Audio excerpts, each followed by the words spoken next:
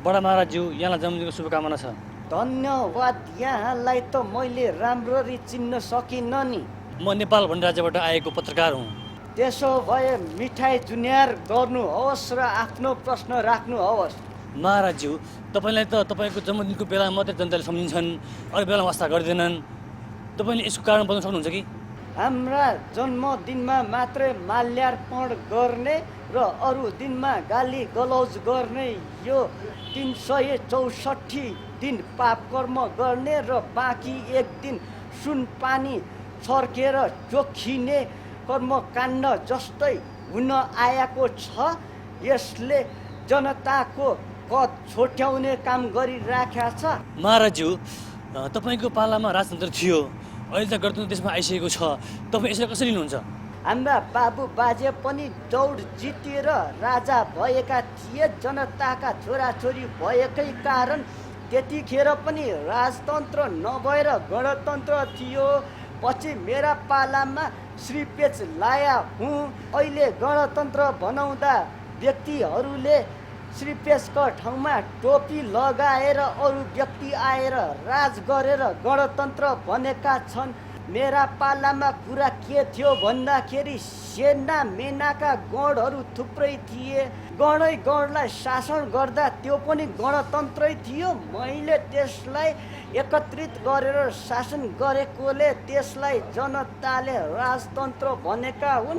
आखिर राजतन्त्र आफैमा गणतन्त्र हो।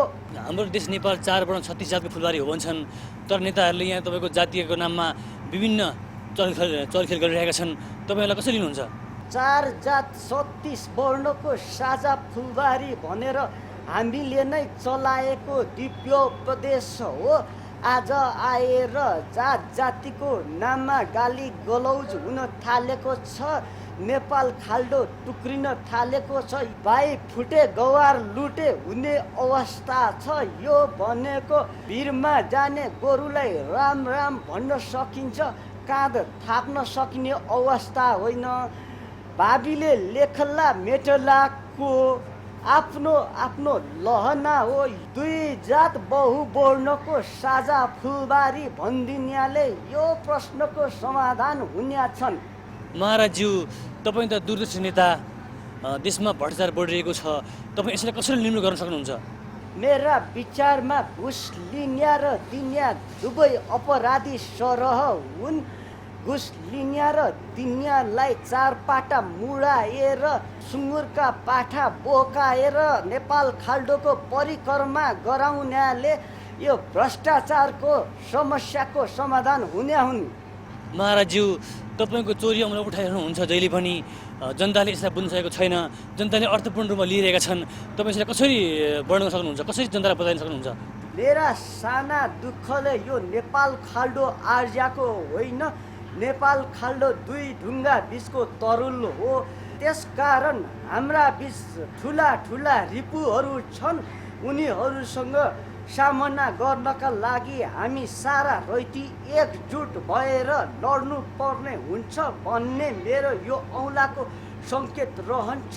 र अर्को कुरा के हो भन्दा यस पावन भूमिलाई कुइरेहरूले र्याल काटिरहेको अवस्था थियो र ऊ बेलामा श्री विष्णुको औँलामा चक्र रहेको जस्तै मेरो औँलामा पनि चक्र थियो। मैले कुइरेहरूलाई र्याल काटेको अवस्थामा यो चक्र प्रहार गरे र कुइरेहरूले यस चक्र नै लिएर भागे। कालान्तरमा चक्र चाहिँ मेरो हातको औँलामा आएर बस्छ कि भन्ने हेतुले मैले यो औँलो ठड्याइराख्या हुँ। पत्रकार बन्धु, यस्तो वायत कुरा पनि पृथ्वी जान्छ हुन्छ, डुप्लिकेट पृथ्वी जान्छ हुनुपर्छ।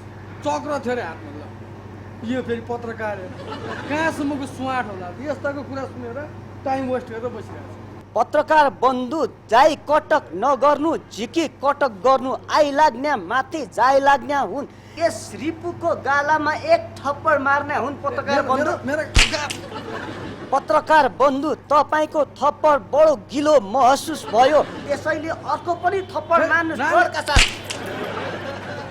त पत्रकार बन्धु, मैले कीर्तिपुर जित्नको लागि तेस्रो पटक आक्रमण गरेको थिएँ। तेस्रो पटक हान्दा तपाईँको विजय सुनिश्चित छ। त्यसैले यस रिपुको गालामा तेस्रो पटक जोरदार दिनुहोस्।